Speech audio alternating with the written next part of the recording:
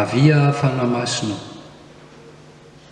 meteza anazava ny fosaina mampananay ny afatra ao ampahery anay miatrika zao fiainana izao koa mitenena araka ny fombanao fa indreto izay vonina ny hiainonao amin'ny anaran'i Jesosy Kristy no vanay mivavaka. Amen.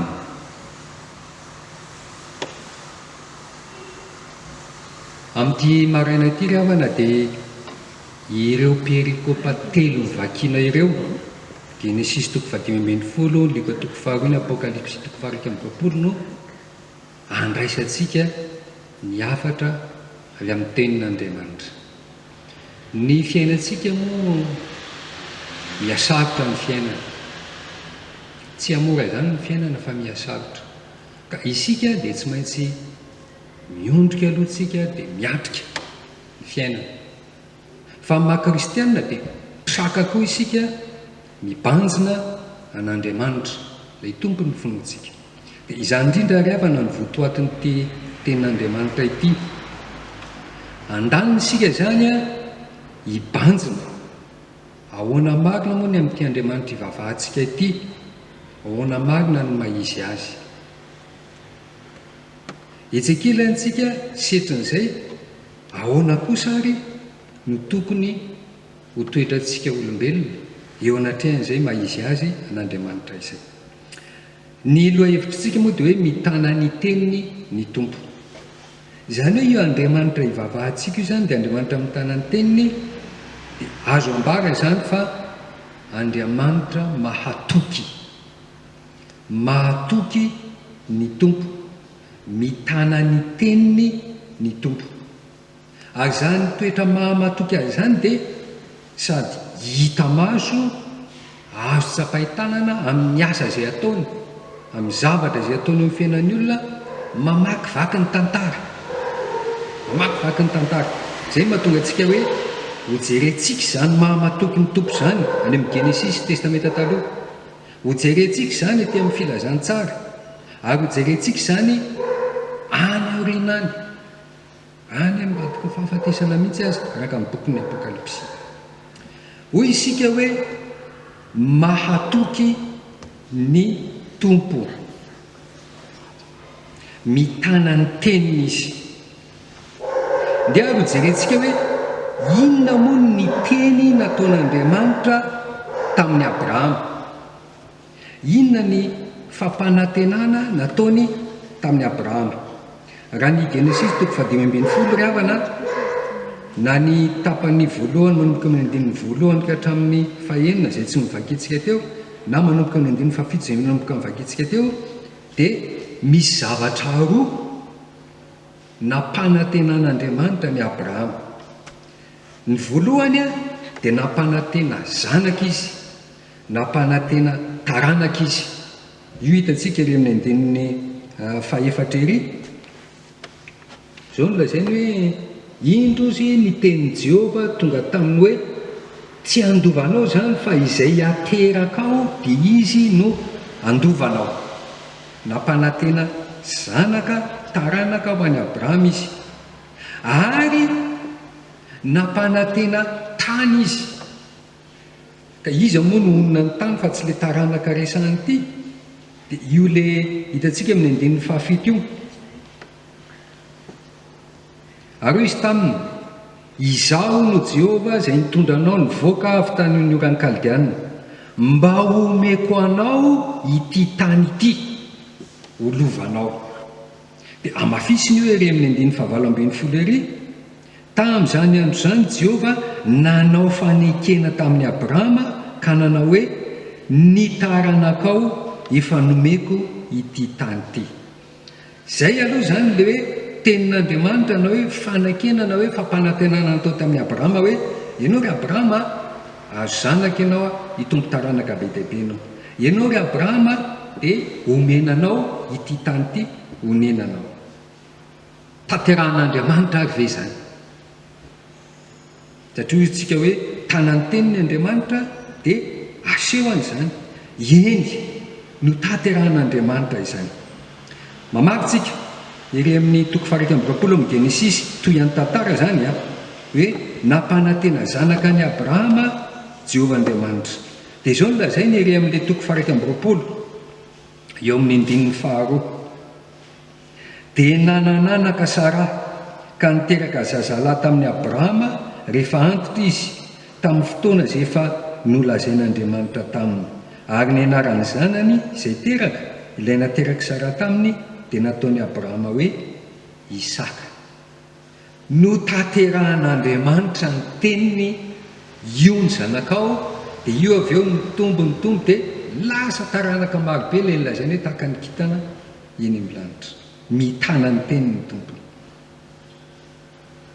Ary anampanantena ny tany move ny taterahan'andriamanitra zany marina ry havana fa vanim-potoana lava be zay vao tanteraka le izy ary ireo antonantony vakitsika tato amin'ny bokin'ny genesisy ireo fa ny taterahan'andriamanitra ny teniny any amin'ny bokin'ny Josoa any nahitantsika ny fahataterahan'io le hoe omena anao ny tany. Josoa toko faharaiky amby roapolo iry amin'ny andininy fa 3:7 ery dia nomeny Jehovah ny Israely ny tany rehetra izay efa nenianany omeny ny razany ary nandova izany izy ireo kanonina teo. Hitanao ary fa mitana ny teniny Andriamanitra. Meko zanaka ianao onina amin'ny tany dia nitaterahana zany. Testamenta taloha zany dia mipititsika makaty amin'ny testamenta vaovao le filazantsara ny liko toko faharoa teo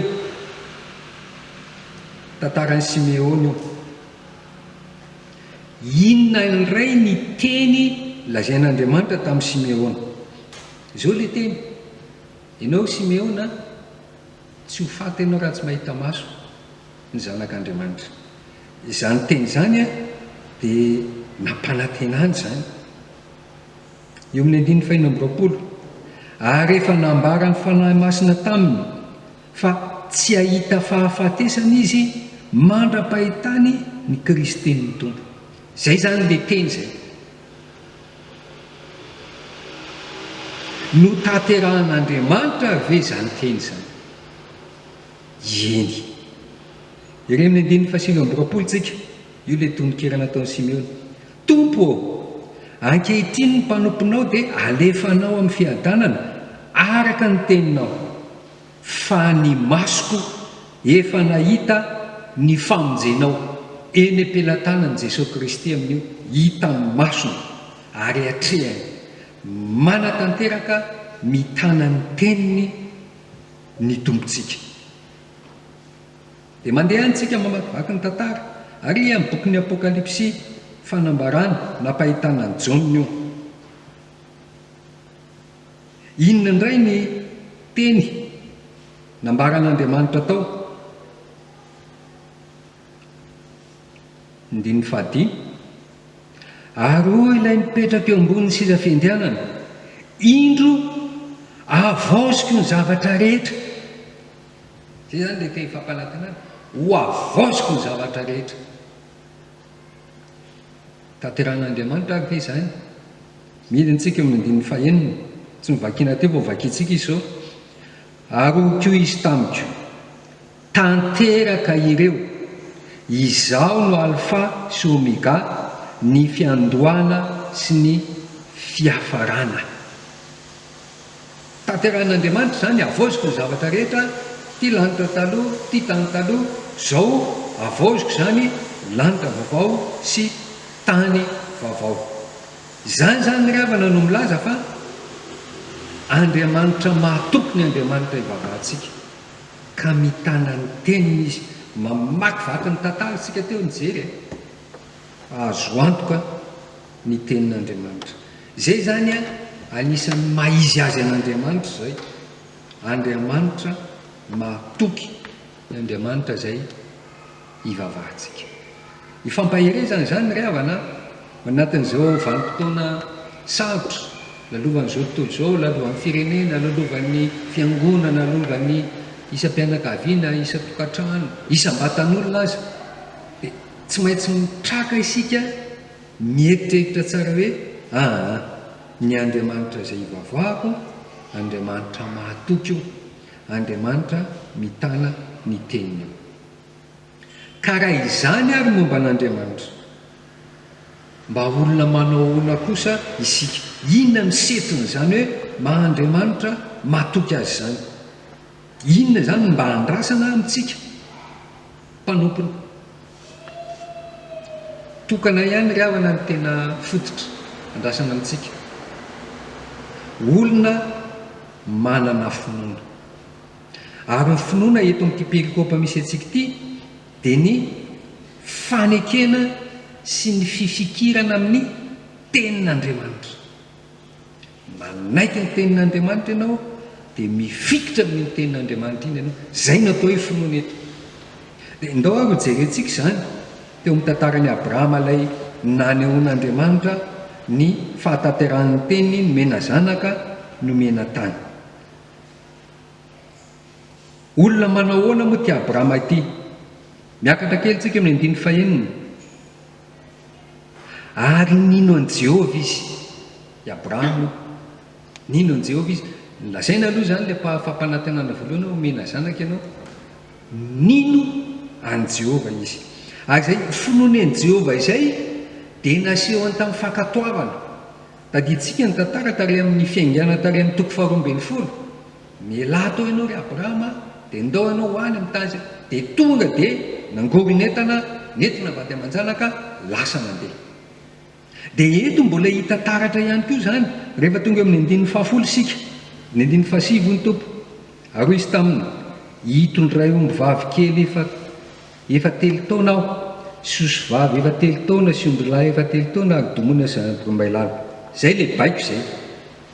9:10 dia nentiny teo aminy zany rehetra izany. Hitanao le fankatoavana, mariky ny finoana zany. Zao ataonao iny tompo, lasa mikaroa an'ireo zavatra rehetrarehetra dia nentina teo anatrehan'Andriamanitra.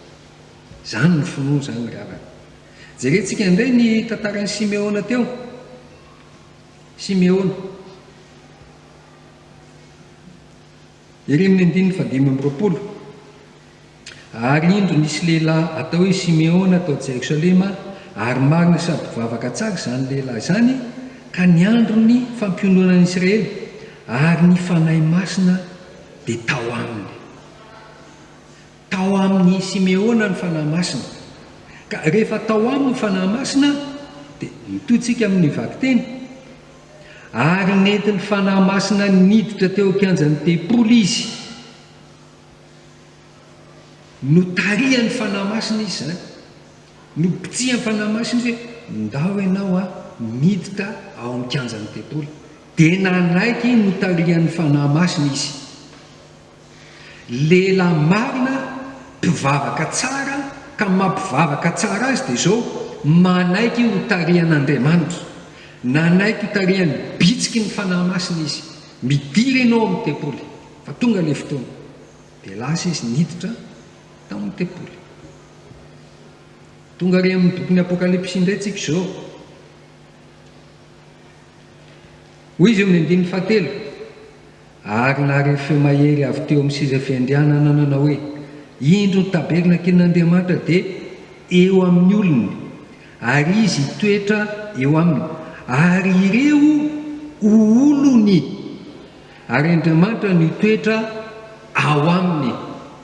Ireo le hitan'ny Jaona ireo zany tamin'ny fahitana olona be dia be ireo dia olon'Andriamanitra. Ka ny maha olon'Andriamanitra azy dia mitoetra ao aminy, ao anatiny Andriamanitra. Dia jereo ny fitanisany azy ery amin'ny andininy manaraka, iry ambany ery.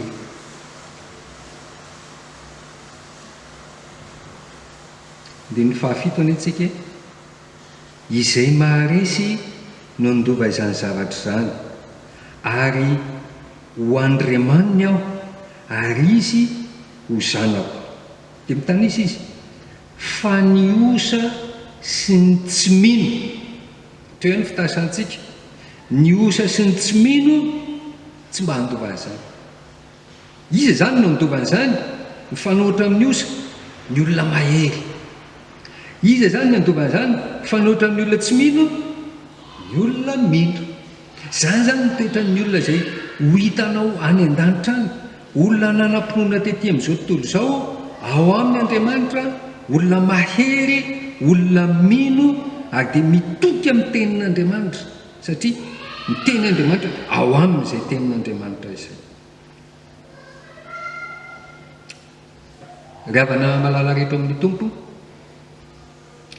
raha izany tantaran'ireo mpanompon'Andriamanitra samihafa, vanim-potoana samihafa ireo zany ny jerena, dia isika koa amin'izao vanim-potoana misy antsika izao aoka isika ho olon'ny finoana. Ary ny olon'ny finoana dia maneho izany amin'ny mpanompon'Andriamanitra manaiky sy mifikitra amin'ny tenin'Andriamanitra satria fantany sady ekeny no hitokiny fa mahatoky ny tompo, mitana ny teniny ny tompo. Ary tsy miova amin'izany teniny izany ny dinihitsika nandritra ny volana janoary izany Andriamanitra tsy miova izany. Zao tsika mandinga indray Andriamanitra mitana ny teniny, Andriamanitra mahatoky amin'ny teniny. Ka natoinona lalana diavintsika, sarotra diavintsika, fizahan-toetra manjoantsika. Soratra masina dia milaza hoe zavatra rehetra avy amin'ny Jehovah misy antony avokoa. Mamantatra ny antony ianao fa ny finoanao no entinao hamakivaky ny zavatra rehetra, hamakivaky ny lalana rehetra izay mbola hitondran'Andriamanitra anao, fa ho porofon'Andriamanitra aminao iny, fa mahatoky io Andriamanitra ivavahanao io. Ny teny rehetra izay efa nambarany tsy maintsy tanterahana. Ny fotoana natanterahana izany no an'Andriamanitra, ary ny fomba natanterahana izany misy karazany araka ireo hitantsika ireo, fa Andriamanitra mahatoky. Ery lehibe ho antsika fiangonana ry havana ny fampatsiahivana indray amin'ity maraina ity, fa mahatoky ny Andriamanitra ivavahantsika. Koa samy miorina tsara amin'ny finoana izay Andriamanitra mahatoky izay, ka aseho izany amin'ny alalan'ny fanekenao sy fikiranao ny tenin'Andriamanitra, ka asehoanao amin'ny toetranao ary asehoanao amin'ny asanao tahaka an'ireo mpanompon'Andriamanitra ny tasaintsika ireo, izany fahatokisanao ny tompo izany ka anehoanao ny finoana, fa ny finoanao ihany no ahavonjy ianao. Isaorantsika ny tompo noho ny amin'ny teniny.